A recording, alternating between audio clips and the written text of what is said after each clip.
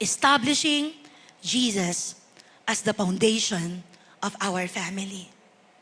Atin pong itatag, atin pong itayo, atin pong ilagay si Jesus bilang pundasyon ng ating pong tahanan. When Jesus become the foundation of our family, when Jesus become the foundation of our household, ano man ang mangyari, may pagsubok o wala, hindi kailanman mawawasak yung tahanang binuo ng Panginoon, sapagkat ang pundasyon walang iba kundi ang kanyang kamay at ang kanyang mga pangako.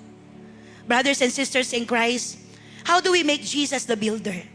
Number 1, surrender ownership.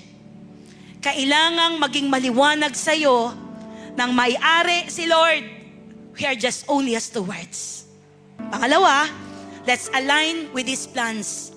I-align po natin sa plano ng Diyos kung paano natin patatagpuin yung pamilya natin, hindi sa sarili nating plano. Baka may mga bagay ka na pinupusa ka niya, hindi pala yun yung kalooban ng Panginoon sa ating pamilya. It is a reminder for all of us, plano ng Diyos sa Kanya, hindi plano natin sa kanila. Mga magulang na kasama ko ngayon, God has His own plan sa ating pong mga anak. He has also planned sa ating pong mga buhay bilang mga magulang. Lumakad tayo according sa plano ng Diyos sa atin. And I wanna end on last. Let's prioritize the spiritual. Let's prioritize the spiritual. Building a home includes devotion. Building a home includes prayer.